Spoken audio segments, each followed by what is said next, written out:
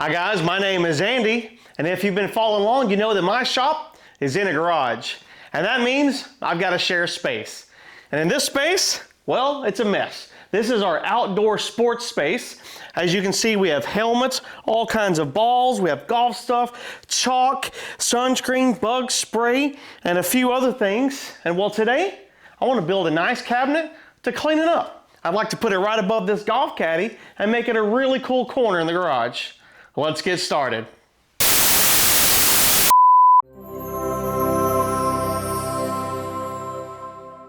Okay, now for the design. I'm thinking a cabinet that's about 48 inches wide, 36 inches tall, and about 16 inches deep. That should fit perfectly on the wall above the golf caddy and not too close to the garage door. We should have plenty of room to walk around it.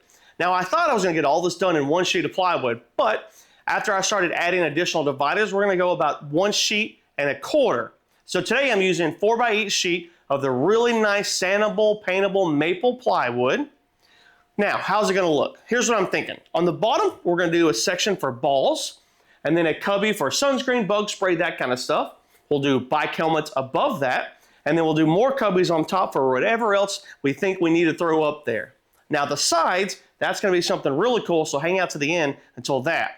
Now, I've got my cutlass, I'm ready to go. Let's get a cutting montage, go!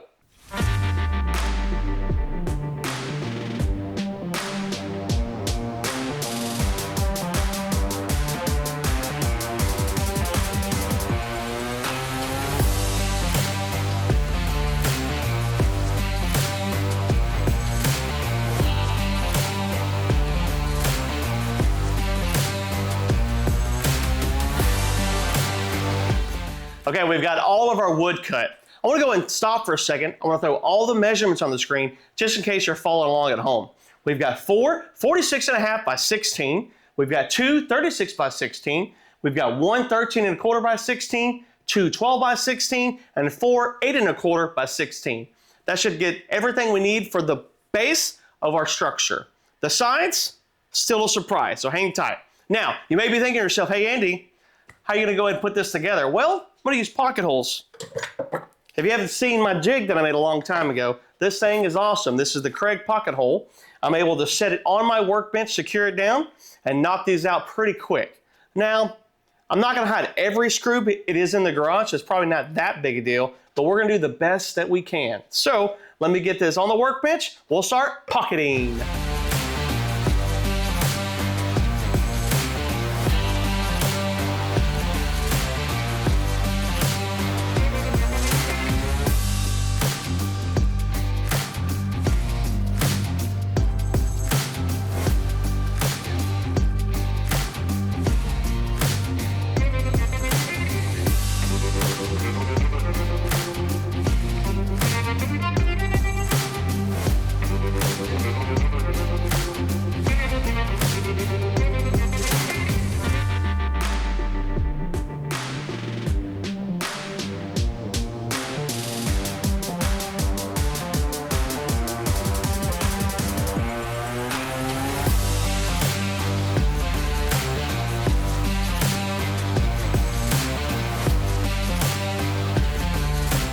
Okay, now we've almost got the cabinet complete. At least all the cubbies are in place. Now, a couple things I wanted to call out. The pocket holes work fantastic for this type of cabinetry. I will say though, that these right here are pretty tight. You're not gonna be able to get a drill in. So if you haven't picked one up, you need to get one of these right angle attachments. I did a video on this DeWalt one not too long ago, and it was awesome. Also, when I had it flipped over on its front side so you saw the back, you'll notice I made a mistake, so let's go ahead and correct that now. I told you guys you need to do 12 by 16 inches for these upper dividers. It's actually 12 by 15.25. I didn't calculate the French cleat that I want to put in here. So I'm going to use the same plywood to build a French cleat, but I want to go in all the way across so that it's fully attached, and it'll give us a great way to disperse the weight when it's on the wall. So you're going to have to pull back on these. Now for the bottom, I'm just gonna cut the size that's gonna go against the wall that will screw into the studs. Now also, even though this plywood is super nice, it's cabinet grade, you're gonna see all the layer lines. So what I'm gonna do, I'm gonna go ahead and edge band it with this Etomay that I have right here. So we're probably gonna go ahead and cut 1/8 inch strips. I've got 48 inches all the way here. I just need to figure out if I'm gonna do long or tall.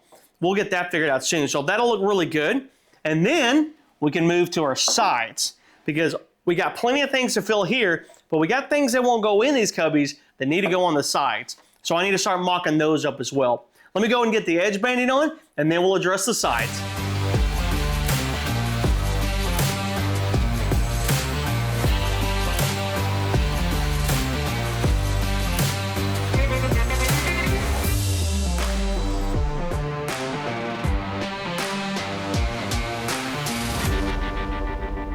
All right, now there's a reason we say you can never have enough clamps. Look at all of this. This is just for one section. So we've got the cabinet on its backside. We've got it elevated on 4x4 posts all the way around so that I can get the bottom of the clamps in.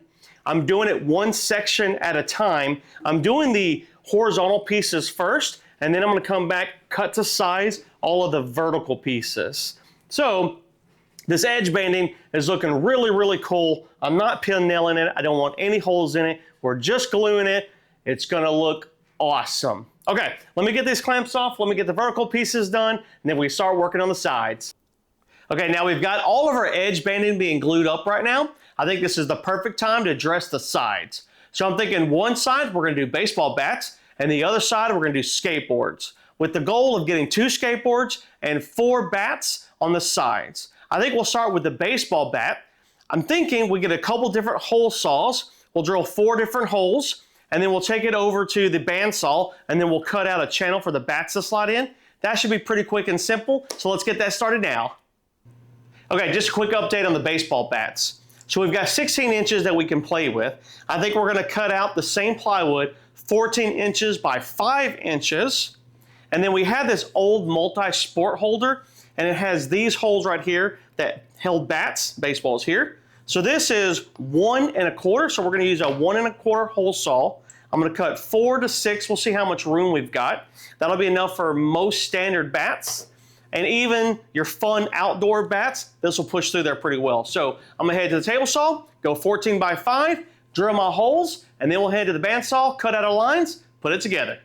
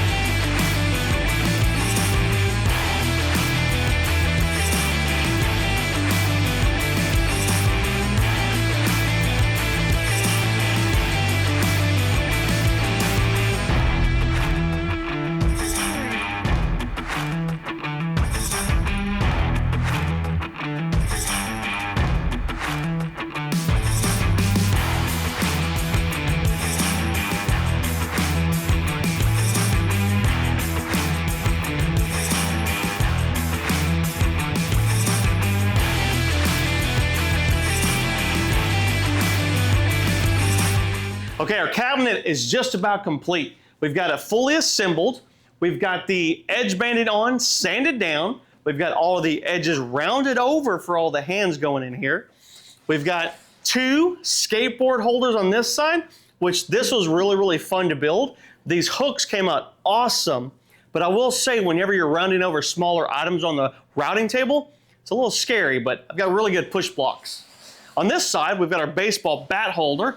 We can hold 4 baseball bats, and this thing is really, really sturdy. Now, we still have a couple things to do. I've got to get the French cleat on the back, on the top, that's how we're gonna hang it. And on the bottom, I'm gonna put a backer plate. So it's gonna hang on the French cleat and then screw into the studs via the backer plate. And then we've got to get a strip of wood down here that's gonna hold all the balls in from rolling out. I think I'm just gonna do a solid strip in case we throw golf balls in there. And then after that, we're gonna go ahead and get some teak or some tung oil and coat this whole thing to protect it and really make our edge banding pop. Now, I've never put that kind of oil on plywood before, but this is really good cabinet grade plywood, so I'm hoping it just shines and looks fantastic. And then not to mention, we've got to clean up that whole area so that I can get it on the wall. So that'll come last. I can't wait to do that. Stay tuned. Let's get going.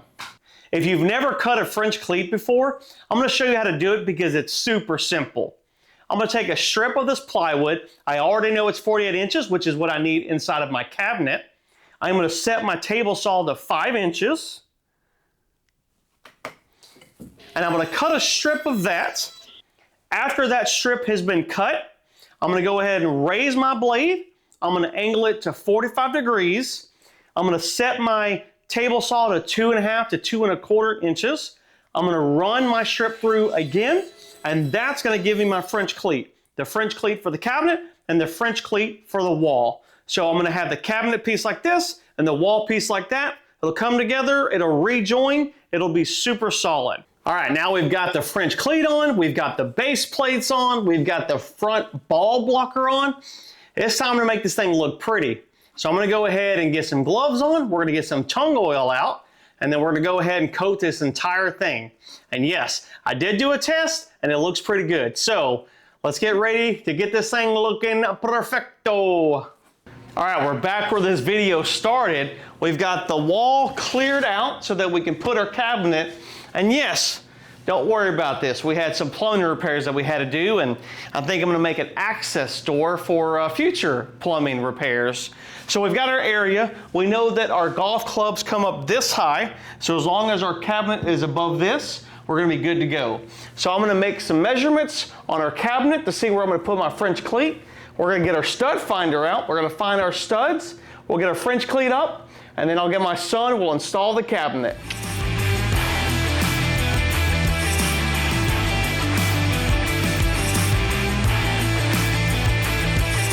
Okay, we've got the cabinet on the wall, fully secure. We've got it screwed in on the base plates, sitting on our French cleat. Now all we have to do is get it filled up. We're gonna go from this to this. Now we've got it somewhat filled up. We've got all kinds of balls in here. We've got bug spray and sunscreen and bubbles and helmets and gloves. We've got some exercise stuff, skateboards, baseball bats. I think this is really gonna help the family organize out here in the garage so that I can focus on building more things. Hopefully you guys enjoyed this quick and fun, easy video. Until next time, have a great day.